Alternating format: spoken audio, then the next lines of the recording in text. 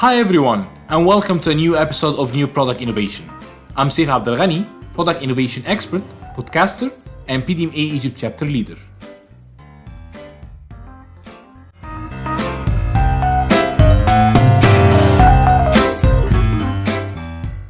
Innovation goes far beyond just new products. According to Dublin's comprehensive 10 types framework, there are three major innovation categories. The first one is the configuration groups, which includes profit model, network model, and structure innovations. The profit model deals with how money is made. The network innovation model covers partnerships. And the structure innovation model relates to the organizational design. The second group is the offering category, with the product performance, product system, service innovations, and this focuses on core offerings and supplementary services. Yet the third type is one of the most important types, which is the experience category that contains channel innovation, brand innovation, and customer engagement. This revolves around customer and user experience. Most businesses focus on product innovations, but in order to be able to thrive, a balanced innovation portfolio across all 10 types is needed. An innovative profit model can be just as impactful as the next hot product. Yet you have to understand that it's much easier for a competitor to copy your product innovation. But if you have a product innovation, brand innovation, structure innovation, profit innovation, it becomes quite difficult and very tedious for a competitor to be able to copy all your entire innovation models and be able to generate the same revenue. Grab your earbuds, get a cup of coffee, and get ready to look at businesses in a whole new way. I'm Saif Abdelghani, and you're listening to the New Product Innovation Podcast. This season, we're going to talk about the 10 types of innovation. And in today's episode, we're going to deep dive into the fascinating world of profit model innovation. Now let's imagine with each other. What images comes to your mind when you hear the word innovation? Probably new gadgets, new technologies, right? Well, today we're going to focus on innovation in how companies make money, their profit models. Quite exciting, right? At the end of the day, any company's target is making money, right? At the first glance, the economics behind how a company brings in revenues and generates profits may seem pretty dry, right? Who likes finance? I know lots of people who actually hate finance, right? They're big entrepreneurs, great leaders, but at the end, the finance part is always that loopy, right? They don't really like it and they think it's a bit unattractive, right? But when you look much closer, you realize that there is a whole lot of creativity and strategic thinking behind the scenes.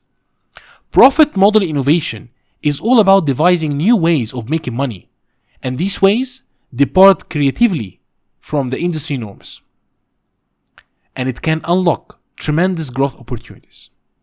Just to give you a taste, right? Imagine buying a new razor handle for just $10, but then having to pay $40 for a pack of replacement razor blades. Wow, 4 times the razor handle? Strange idea, right? Well, this is the razors and blades model. It has been an extremely profitable innovation model for companies like Gillette, which was acquired afterwards by P&G. We'll explore examples like this across industries. In this episode, we'll define what profit model innovation really means, break it down to its key components, understand how it can transform businesses, and look at real-world examples of companies doing it successfully. Profit models may not capture headlines like new gadgets, but they are energizing topics that can captivate any business leader. So get ready to look at companies with fresh eyes and a new appreciation for the economies and the economics that drives their success. Let's get started.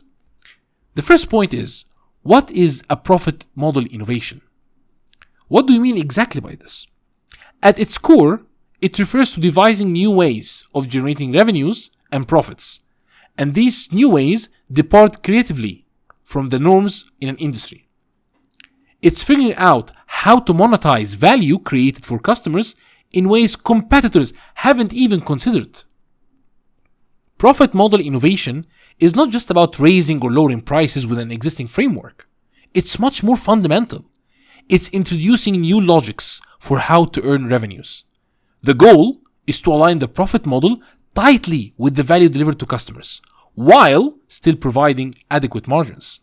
For example, software as a service or SaaS companies moved from one-time license fee to recurring subscriptions. This model ties revenues closely to ongoing value delivery rather than a single transaction. We all remember when you used to buy every year the new version for the Office, or every year the new version for Adobe, Photoshop, or any other software. Every year you have to pay for the new software. But this was not really very good for the companies, nor for the customer, right? I need the updates as they come. I don't need to wait another year to have a new update. So companies moved from a regular license software desktop to a web-based cloud subscription model. Quite significantly profitable for the companies and also delivers significant value for the customers. You get updates in real time. So, some other examples we'll get into companies like Amazon with commissions on its marketplace, Uber with dynamic prices for rides, Dollar Shave Club with subscriptions for razors and blades delivered to your door. These demonstrate creative new approaches to generating income that were enabled by technology platforms and deeper customer insights. So in summary, profit model innovation requires reimagining how money is made to better serve customers while still driving profitable growth. There are key components for profit model innovation. There are some components that make up how companies innovatively generate profits. Understanding these building blocks provide guidance on where innovation opportunities may lie. The first component is the revenue stream. This refers to various sources of income that contribute to the overall sales. It could be physical product sales, subscriptions, usage fees, licensing revenue, advertising, etc. Companies with innovative models actively diversify beyond relying solely on one revenue stream. You have to be very smart, right? You need to have multiple streams. Why? Because it provides stability if any single source declines, right? Imagine you have subscriptions, you have product sales, you have fees, you have licensing. If one of them drops, the rest can rise, or the rest can actually maintain your business. But if you have a single source of income like subscriptions and you don't have returning customers, you're going to sink. So diversifying is very important. Let's take just a small example. Smartphone makers don't just earn revenues from device sales, right? They generate income from content purchases like apps, subscriptions for storage, cut of ad revenue from apps and more. Like for example, Apple Cloud, right? At the end of the day, they sell you phones for 120 gigabytes, 256, but sometimes it's not enough to keep all your photos and all your data. So you need to buy a cloud-based storage. That's another revenue stream. Now the second component is the pricing tactics. And let's focus here for a minute. This covers the specific strategies and approaches used for setting the prices on both products and services. There are many different pricing innovations like dynamic pricing, where for example, when the real-time supply and demand determines the price, freemium models that give you the basic access for free while charging for advanced feature. For example, Adobe Express, a new software that does these amazing things for graphics for people who actually don't know how to design, and I can actually generate photos using AI. It gives you free access forever for the basic functions, but if you want to have the advanced one, you need to pay. Penetration pricing to gain market share with low initial price. So you put the product in the market with a very low price, so you can penetrate the market and gain market share. Price bundling, where for example you have multiple offerings that are packaged together. How many times have you went to a store and you found out that there is a washing machine that's bundled with a microwave? The price may be a bit higher than regular, but they're bundled together, so you calculate, I'll get a benefit. And more. So pricing can be strategically used to attract different customer segments for the profit model innovation. The third component is identifying target customer segments. So rather than a broad blanket approach, innovative profit models focus on a specific target demographics, niche markets, or underserved customer groups that represent opportunities for growth if their needs can be uniquely fulfilled. They find ways to tailor offerings precisely to the needs of the focus segments. The fourth component in the profit model innovation is the cost structure. Now, a cost structure is inherent in any business model. Innovative models drive the structural cost advantages through many things. First thing is economies of scale, right? You expand and you sell a lot more, utilizing the fixed cost asset efficiently. There are also asset-light platforms that minimize infrastructure costs, automation and strategic outsourcing. The goal here is to remove unnecessary costs and aim for optimal cost structures aligned tightly with value delivery. The fifth thing here is leveraging partnerships that can help reduce costs, gain access to new markets, acquire unique resources or capabilities, and enhance the overall value proposition. So rather than a go-at-it-alone approach, innovative profit models identify win-win partnerships that provide complementary abilities. So, to summarize the key components here, you innovate on revenue streams, pricing tactics, target segments, cost structures, and partnerships to allow companies to craft profit models that challenge the industry conventions and drive growth. Let's take a few examples of profit model innovation. So, to make a profit model innovation really concrete, let's look at some real-world examples of companies across different industries that have reinvented their economics.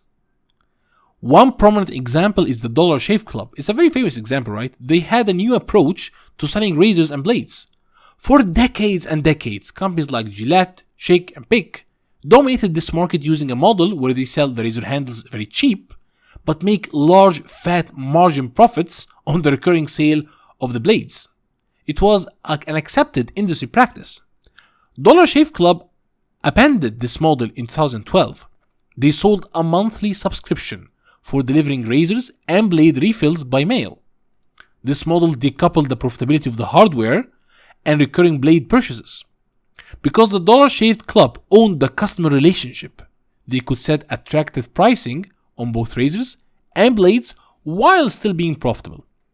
For customers, it was very simple, right? Convenient, fair pricing, and it did a massive disruption in the market, which led actually Unilever to acquire Dollar Shave Club for $1 billion just 4 years after it was founded. Another great example is Uber. Uber did a transformation of the taxi industry.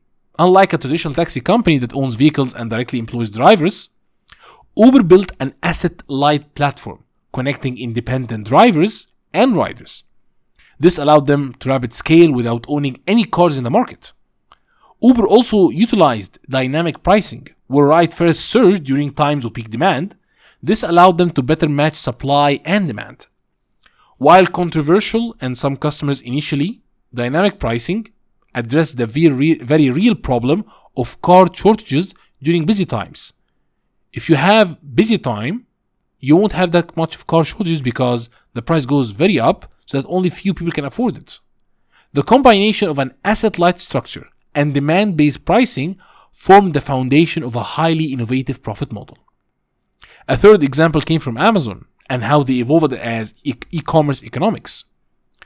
Initially, Amazon earned profits like any retailer by buying inventory, selling products directly to customers. But over time, Amazon allowed their third-party sellers onto their platform and made money by taking commissions on their sales instead. This built an incredibly scalable model that can grow without Amazon itself stocking more products in their warehouse. Amazon then took it further with initiatives like Prime subscription that provided a bundle of benefits customers pay upfront each year. This drives a recurring revenue and loyalty. Profit model innovation enabled Amazon's meteoric rise. They rose as a meteor. They were very fast. Those are just very few examples, but profit model innovation and creativity is vital across any industry. Whether it is SaaS software charging per user each month rather than a large upfront license, free-to-play video games making money from in-game purchases rather than upfront fees, grocery delivering apps like Instacart adding fees for membership and convenience to enable rapid delivery. Thinking creatively about how money is made opens up new growth possibilities.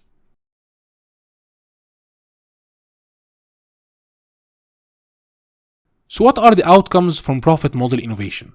Take a step back. Profit model innovation delivers a few key outcomes that enable companies to compete better, especially against established incumbents. First is the ability to scale growth in a way unconstrained by physical assets and inventory. With software and service-based models that rely less on infrastructure, companies can expand quickly into new markets and tap new segments.